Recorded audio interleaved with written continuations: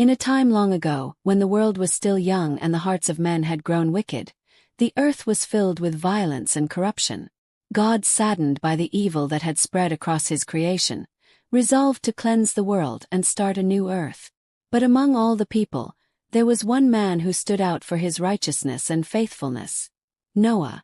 Noah was a humble and just man, walking with God when others had turned away.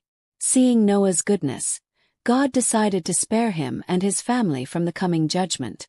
God spoke to Noah and said, "The end of all flesh has come before me, for the earth is filled with violence through them.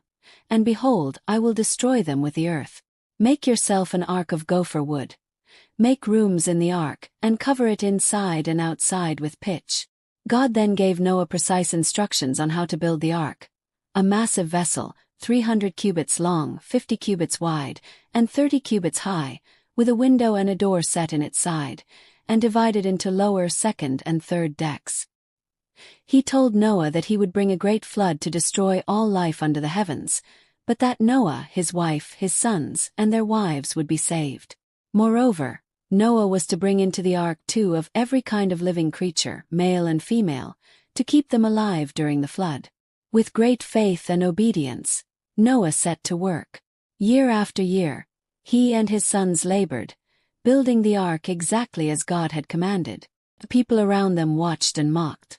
They could not understand why Noah was building such a large boat on dry land. "What foolishness is this?" they jeered. "There is no water to be seen, yet you build a ship as if a great ocean will come to you." But Noah paid no heed to their scorn. He continued his work, driven by the faith that God's words would come to pass. When the ark was finally completed, Noah began gathering the animals, as God had instructed: birds of every kind, beasts of the field, and creatures that crawled on the ground. All came to Noah and entered the ark 2 by 2. There were also 7 pairs of every kind of clean animal and bird, those suitable for sacrifice. Noah and his family gathered food and provisions for themselves and the animals, preparing for the days to come. When all was ready, God said to Noah, "Come into the ark, you and all your household, because I have seen that you are righteous before me in this generation." Noah and his family entered the ark, and God himself shut the door behind them. Then the rain began to fall. For 40 days and 40 nights, the heavens opened, and the fountains of the great deep burst forth. Water covered the earth, rising higher and higher until even the tallest mountains were submerged. Every living thing on the face of the earth was wiped out. Only Noah and those with him in the ark remained alive. Inside the ark, Noah and his family cared for the animals, praying and waiting for God's deliverance. The waters swelled for 150 days, but God remembered Noah and all the living creatures with him. He sent a wind to pass over the earth, and the waters began to recede. The ark came to rest on the mountains of Ararat. After several months, the tops of the mountains became visible. Noah opened a window of the ark and released a raven, which flew back and forth until the waters had dried up. Then he sent out a dove to see if the waters had subsided from the surface of the ground. The dove found no place to rest and returned to the ark. Noah waited 7 more days and sent the dove out again. This time it returned with a freshly plucked olive leaf in its beak. Noah knew then that the floodwaters were receding from the earth. Noah waited another 7 days and sent the dove out once more. This time it did not return. The earth was finally drying out.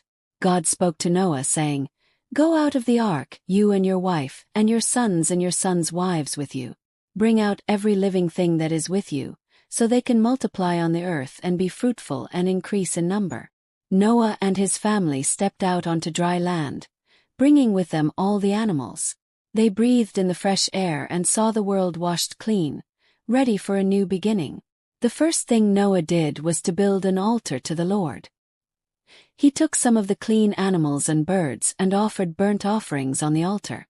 The Lord smelled the pleasing aroma and said in his heart, "Never again will I curse the ground because of man, even though every inclination of his heart is evil from childhood.